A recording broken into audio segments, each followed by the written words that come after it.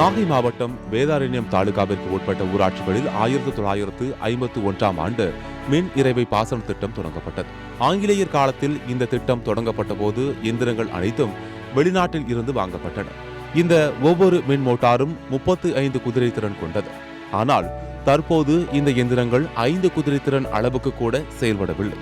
ஒரே ஒரு மின் மோட்டார் மட்டும்தான் செயல்பட்டு வருவதாகவும் இதனை சரி செய்ய வேண்டும் என நீண்ட காலமாக விவசாயிகள் கோரிக்கை விடுத்து வருவதாகவும் தெரிவிக்கப்படுகிறது. இந்த திட்டம் ஆரம்பத்தில் வேதாரண்யம் ஊராட்சி ஒன்றிய தகடூர் ஊராட்சிகள் 1800 ஏக்கர் பரப்பளவு கொண்ட பகுதிகளுக்கும் ஊராட்சிக்கு உட்பட்ட 14 கிளைவாய்க்கால்கள் பாசனத்திற்கும் என 4 மின் மோட்டார்கள் செயல்பட்டு வந்தது. தற்போது 50 ஏக்கர் பரப்பளவு மட்டுமே சாகுபடிக்கு பயன்பட்டு வருகின்றது. இது குறித்து பலமுறை விவசாயிகள் போராட்டங்கள் நடத்தியும் அரசு எந்தவித நடவடிக்கையும் எடுக்கவில்லை என்று விவசாயிகள் குற்றம் சாட்டுகின்றனர். சுமார் 2000 ஏக்கர் விவசாய நிலத்துக்கு பயன்பட்டது. ஆனால் இன்று விவசாய நிலம் கஜா புயல் அடித்து சவுக்கையெல்லாம் போன காரணத்தினால் இப்போது எல்லாருக்கும் தண்ணி தேவைப்படுகிறது. ஆனால் இந்த பம்பு இயங்காததினால் 35 ஹெச்பி மோட்டார் 4 மோட்டார் இயங்கி வந்தது. அதில் இன்று 5 ஹெச்பி லெவலுக்கு தண்ணி வருகிறது. அதனால் அங்கே உள்ள 25 ஏக்கருக்கு மட்டும்தான் தண்ணி பாய்கிறது. ஆனால் இந்த மோட்டாரை சரி செய்து எங்களுக்கு எல்லாருக்கும் தண்ணி கொடுக்கவில்லை என்றால் நாங்கள் போராட்டம் தொடங்குவோம்.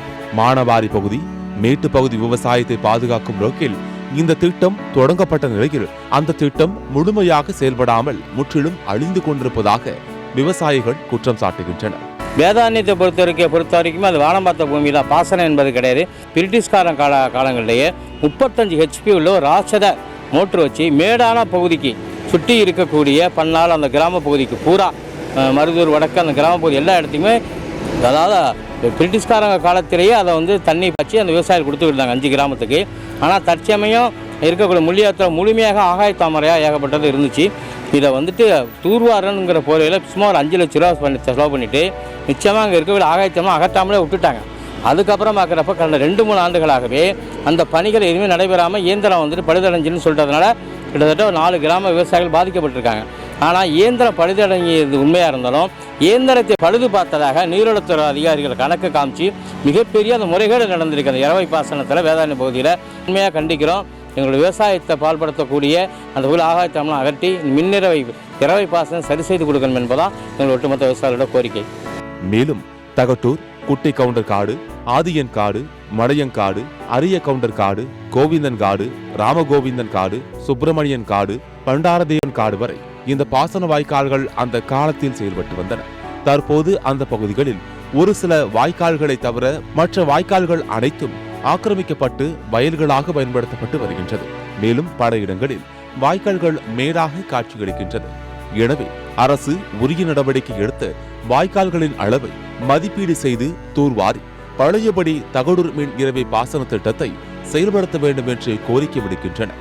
இதுகுறித்து உரிய நடவடிக்கை எடுக்கவில்லை என்றால் வருகின்ற ஆகஸ்ட் 14ஆம் தேதி தொடர் உண்ணாவிரத போராட்டத்தில் ஈடுபடுவோம் என தகட்டூரை சார்ந்த விவசாயிகள் தெரிவித்துள்ளனர்.